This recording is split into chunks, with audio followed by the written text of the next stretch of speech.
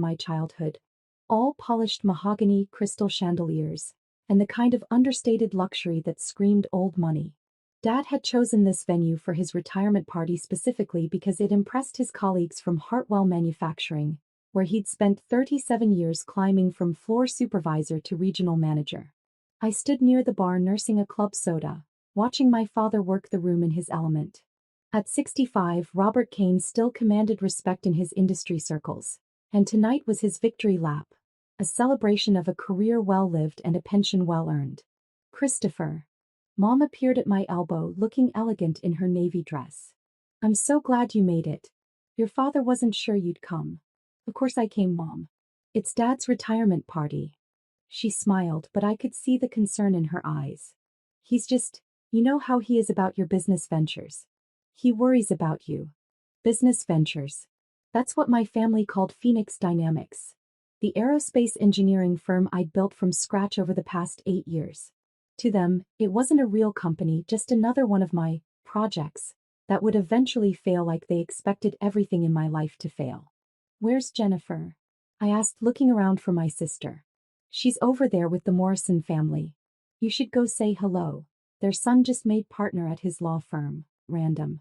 Jennifer was the success story of our family, Harvard Law, corporate attorney at a prestigious firm, married to a surgeon, 2 perfect children. She was everything our parents had hoped I would become. Christopher, come here. Dad's booming voice carried across the room. I want you to meet some people. I walked over to where he stood with 3 men in expensive suits, all of them holding whiskey and wearing the confident expressions of people who'd never doubted their place in the world. Gentlemen, this is my son Christopher, Dad said, his tone shifting to something I recognized all too well. Meet the family disappointment. The words hit like a physical blow, even though I should have expected them. Dad had been introducing me this way to his friends for years, always with that same sardonic smile that suggested he was joking while making it clear he wasn't. Still pretending to run a business, he continued, taking a sip of his whiskey. You know how young people are these days. Everyone thinks they're going to be the next Steve Jobs. The 3 men chuckled politely, clearly uncomfortable with Dad's public humiliation of his own son. I forced a smile and extended my hand to each of them. Nice to meet you all, I said quietly. Christopher has a little aerospace company, Dad explained with air quotes around the word company. Been at it for 8 years now. We keep telling him to get a real job with benefits, but you know how stubborn kids can be. One of the men, a distinguished gentleman with silver hair, looked genuinely interested. Aerospace? That's fascinating. What kind of work do you do? Before I could answer, Dad jumped in. Oh, he makes parts for airplanes. Little components. Nothing major, just enough to keep him busy and thinking he's important. Actually, I said, finding my voice, we specialize in advanced propulsion systems and satellite technology. We develop. Christopher has quite an imagination, Dad interrupted with that same condescending smile. Always has. Even as a kid, he was building these elaborate Lego contraptions and telling us they were spaceships. The silver-haired man's expression had changed, and he was studying me with new interest. Propulsion systems, you said? And satellites. Sir. We've developed some innovative thruster designs that significantly improve fuel efficiency for. Dad, there you are. Jennifer appeared beside us, looking stunning in a black cocktail dress. The Hendersons are asking about your golf tournament next month. Ah, duty calls, Dad said, clearly relieved to escape what he saw as my attempt to oversell my little business. Christopher, why don't you get yourself another drink? Mingle a bit. Maybe you'll learn something about how real businesses operate. As Dad walked away with Jennifer, I found myself alone with the 3 men. The silver-haired gentleman was still watching me intently. I'm sorry about that, I said quietly. Family dynamics, you know? Don't apologize, he replied. Tell me more about these propulsion systems. I'm quite interested in aerospace technology. For the next 10 minutes, I found myself in the most technical conversation I'd had in months. The gentleman, who introduced himself as Dr. Matthews, asked sophisticated questions about thrust-to-weight ratios, fuel injection systems, and orbital mechanics. His 2 companions listened with growing interest as I explained Phoenix Dynamics' breakthrough in ion propulsion technology. Remarkable, Dr. Matthews said when I finished. And you've been working on this for 8 years? Sir. We started in my garage, but now we have a facility about 20 miles outside the city. 37 employees, mostly engineers and technicians. Have you worked with any major aerospace contractors? I hesitated. The truth was complicated, and I'd learned to be careful about how much I revealed in social situations. We've done some consulting work for various companies. Nothing I can discuss in detail due to confidentiality agreements. Dr. Matthews nodded knowingly. Of course, the industry is quite secretive. At that moment, a commotion near the entrance caught everyone's attention. A tall man in an expensive suit had arrived, and several people were gravitating toward him with the kind of deference reserved for genuine VIPs. Well, I'll be damned, Dr. Matthews said softly. That's William Anderson. My blood went cold. William Anderson, CEO of Pinnacle Industries, one of the largest aerospace contractors in the world. The man who'd been pursuing Phoenix Dynamics for the past 6 months with increasingly aggressive acquisition offers. Do you know him? I asked, trying to keep my voice casual. We've met at industry conferences. Brilliant man, ruthless businessman. Pinnacle Industries is probably worth what, $15 billion now? Something like that, I managed. Anderson was making his way through the crowd, shaking hands and exchanging pleasantries. But his eyes were scanning the room, and I had a sinking feeling I knew what he was looking for. Or rather, who? Dr. Matthews, I should probably. Christopher. Anderson's voice boomed across the room. There's my favorite acquisition target. Every conversation in the vicinity stopped. Heads turned toward us, including those of Dad and his golf buddies, who had been discussing something near the bar. Anderson strode over with the confidence of a man who owned everything he surveyed. I've been trying to reach you for weeks. We need to talk about that propulsion contract. I felt like the ground was shifting beneath my feet. Mr. Anderson, this really isn't the time or place. Nonsense. When I heard Robert Kane was having his retirement party here, I had to stop by. Imagine my surprise when I learned his son was the brilliant engineer who's been giving my acquisition team such a hard time. The crowd around us was growing larger. I could see Dad pushing through people to get closer, his face a mixture of confusion and concern. You know, Anderson continued, completely oblivious to my discomfort, your father should be proud. Phoenix Dynamics is exactly the kind of innovative company Pinnacle Industries needs in our portfolio. Portfolio? Dr. Matthews asked, his eyebrows raised. Anderson turned to him with obvious enthusiasm. Dr. Matthews, good to see you again. Yes, we've been pursuing Phoenix Dynamics for months. Christopher here has developed revolutionary ion propulsion technology that could change the entire satellite industry. We're prepared to offer. Well, let's just say it's a substantial sum. Dad had finally reached us, and he was staring at Anderson like he'd spoken in a foreign language. I'm sorry, Dad said slowly, but I think there's been some confusion. My son runs a small parts company. Anderson looked genuinely puzzled. Parts company? Robert, your son owns Phoenix Dynamics. They've got contracts with NASA, the Air Force, 3 private space companies. We're talking about acquiring them for $4.7 billion. The silence that followed was deafening. Dad's face had gone completely white. 4.7 billion? With AB, Anderson confirmed cheerfully. Though Christopher here keeps turning us down. Very smart negotiator. Probably holding out for 5 billion, aren't you?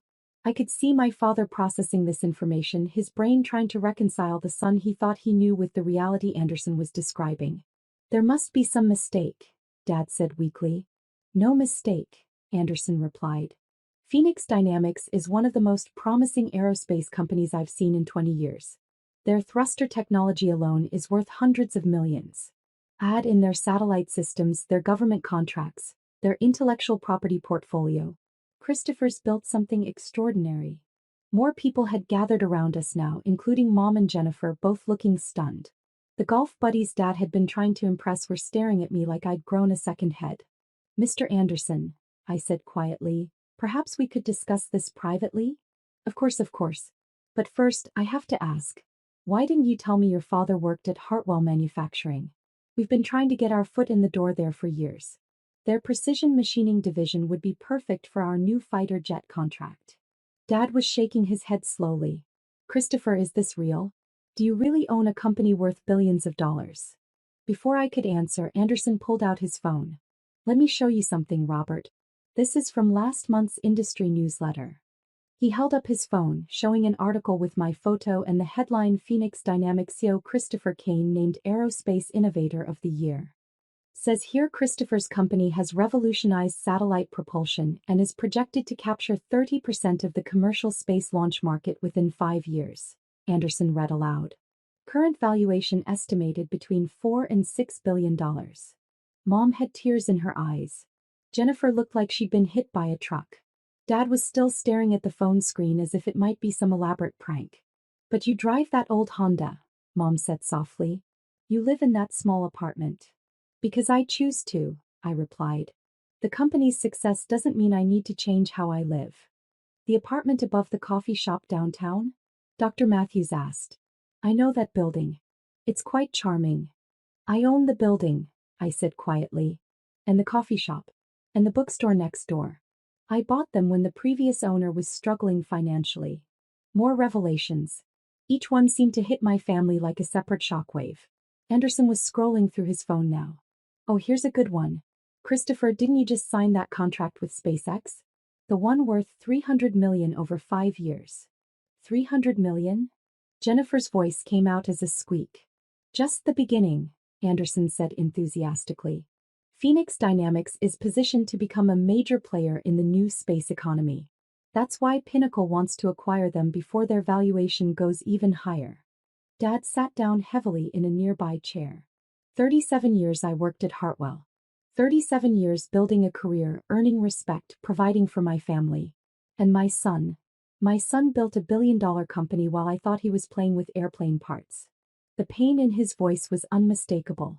Not jealousy or anger, but genuine anguish at how completely he'd misunderstood his own child. Robert, Dr. Matthews said gently, you should be incredibly proud.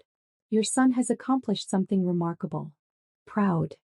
Dad looked up at me with eyes full of tears. I've been calling him a disappointment for 8 years. I've been telling him to get a real job while he was building something extraordinary, Anderson finished. Robert, I don't know what your family dynamics are, but from a business perspective, your son is one of the most impressive entrepreneurs I've ever encountered. The crowd around us had grown to include most of the party guests. People were pulling out phones, Googling Phoenix Dynamics, finding articles and videos that confirmed everything Anderson had said.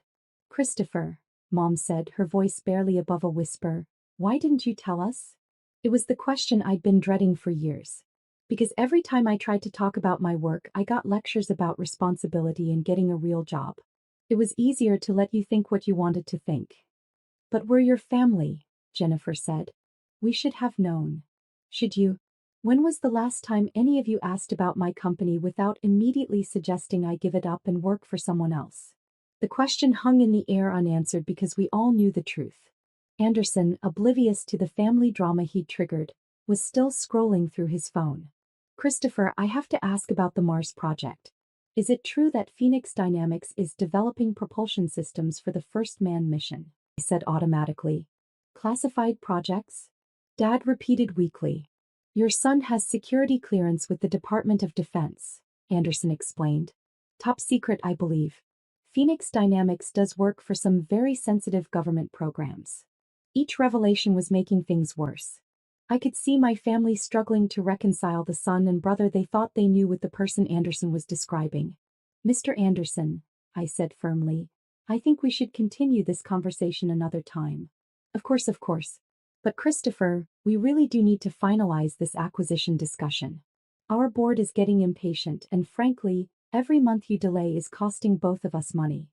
What exactly are you offering? Dr. Matthews asked, his business curiosity overriding social discretion. Anderson glanced at me and I nodded reluctantly. The cat was already out of the bag. $4.7 billion for full acquisition, Anderson said. Though I suspect Christopher will counter with $5 billion. Smart negotiator, like I said. The number hit the crowd like a bomb. People were taking pictures now, presumably to share on social media. Dad's retirement party had turned into something entirely different. $5 billion, Mom repeated slowly as if testing how the words sounded. That's just the opening offer, Anderson said. The real value is in the technology and the contracts. Phoenix Dynamics could be worth $10 billion in 5 years if the space economy develops as predicted. Dad stood up slowly and walked over to me. The crowd parted to give us space, but I could feel everyone watching. Christopher, he said quietly, I owe you an apology. Dad. No, let me say this. For 8 years I've been treating you like a child playing with toys. I've been embarrassed by you, ashamed that my son couldn't get a real job, like his sister. And all this time, you were building something I couldn't even imagine. The pain in his voice was almost unbearable. I called you the family disappointment, he continued. But the truth is I'm the disappointment. I'm the one who failed. I failed to see what you were accomplishing. I failed to support you. I failed to believe in you. Dad, you didn't fail. Yes, I did. And worse, I did it publicly. How many times have I introduced you to people the way I did tonight? How many times have I made you feel small while you were actually achieving greatness? Anderson was watching this exchange with obvious discomfort, probably regretting his dramatic entrance.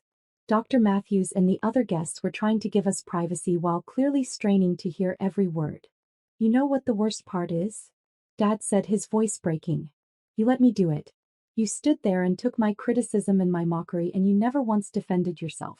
Why? It was a fair question and one I'd asked myself many times. Because defending myself would have meant using my success as a weapon, I said. I didn't want to hurt you or make you feel bad about your own accomplishments. You worked hard your whole life and built something to be proud of. I didn't want to diminish that. Dad's tears were flowing freely now. You protected my feelings while I attacked yours. You're my father. I love you.